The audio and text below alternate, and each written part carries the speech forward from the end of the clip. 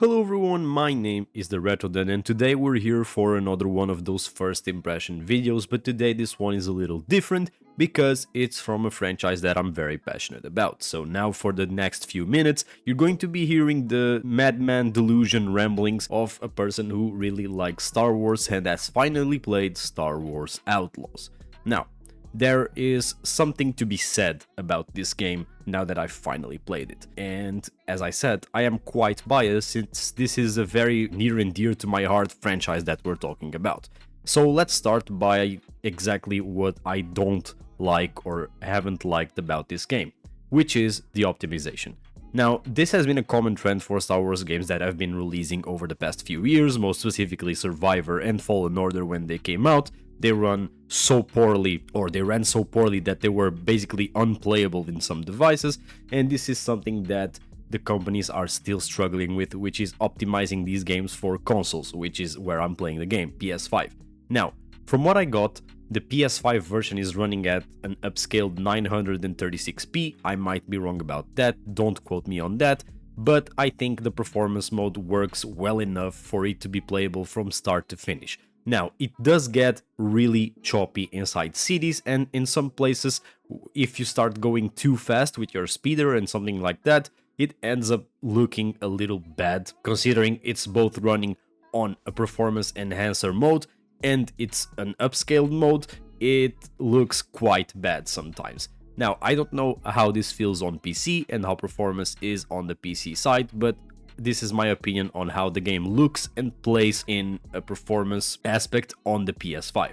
So after taking that in consideration, let's just move into the game and my general opinions as of now. So I've only bitten a little bit of the game up until now. I've met some of the factions. I didn't even work for all of the factions yet, but I've managed my way throughout the first planet you land in after the intro area, and so far I am enjoying the sceneries, the voice acting, and everything that's related to the Star Wars universe as a whole. Now, what I as a Star Wars fan look for in these games is somewhat different than people who are playing these games just for them being video games.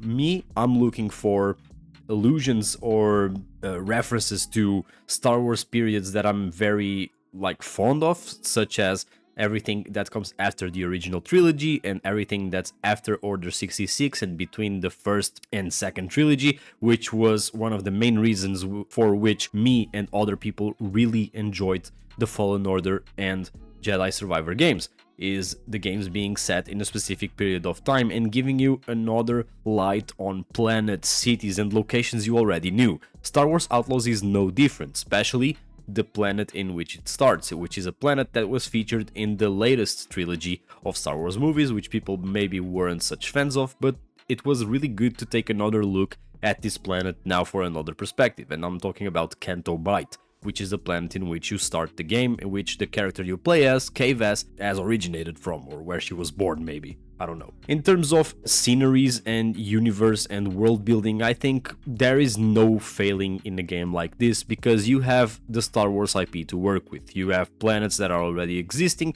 you have a set amount of criteria you can put into a new planet if you want to create one, and there is a lot to work with to make something unique. So far, the first planet they went for a more simple approach. It's an outer world planet that has a bigger criminal underground for you to work with, since in this game you will be playing as a criminal and you will be working your way towards a lot of jobs, from stealing to hijacking stuff, and that I think fit very well into the scenery of the first planet. When it comes to gameplay, as of now, I don't have many complaints about the gameplay. I know people complained a lot about the hijacking minigame in the beginning and you had to do it a lot of times, but so far, and I don't know if it's just me being too early into the game, I don't think it's a big deal breaker overall. Now, I have already seen some of the checklist type of gameplay that Ubisoft tends to feature in their games, but I don't think it's too much in your face in this game as people like to portray it. In this game, you have a bunch of checklist things that you can do, such as visiting some spots for upgrades or credits, and you can also do some activities that will then do a checklist on your abilities tab that will give you access to more abilities. So if you unlock different masters and you do certain things inside of the game, you will unlock different abilities for different parts of the gameplay, such as the speeder.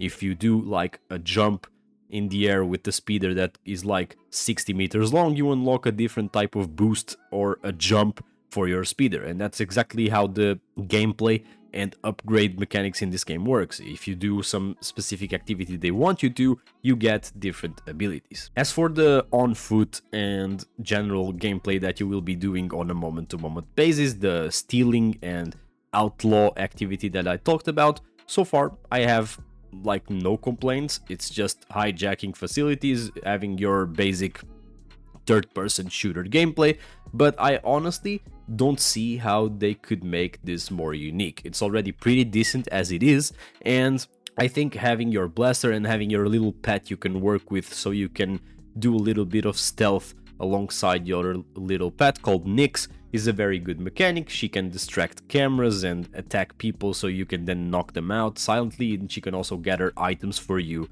around the map.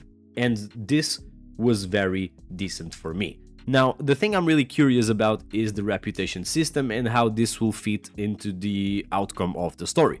I'm really interested in seeing if this game will have more than one ending, which is something I wouldn't really like. I would like for it to have endings that aren't too different from one another, because I don't see myself playing this game 4 times no matter how good it is, unless they up the performance on it, because as I said, this game needs to be played on performance mode, because even in performance mode it is really choppy, and I tried playing it a little bit on quality mode, but I'm pretty sure even without an FPS counter the game was dipping below the 30 FPS mark, and in 2025 that is pretty much unacceptable. Overall, I just want to say that I'm coming into this game with a positive mind. As a Star Wars fan, I love consuming Star Wars content and things about Star Wars, most specifically the games, which are one of my biggest passions.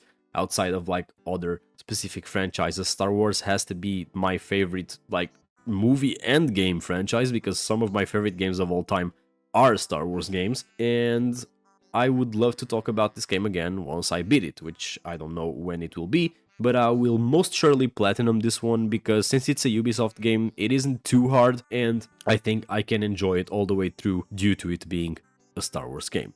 But yeah, I hope you enjoy. Leave a comment down below if you've played this game already. Also, like the video, it takes a second of your time, and subscribe so you don't miss any of the future videos here on the channel. I'll be heading out now to play some Star Wars Outlaws, and I'll see you soon. This has been the Retro Den, and I'm out.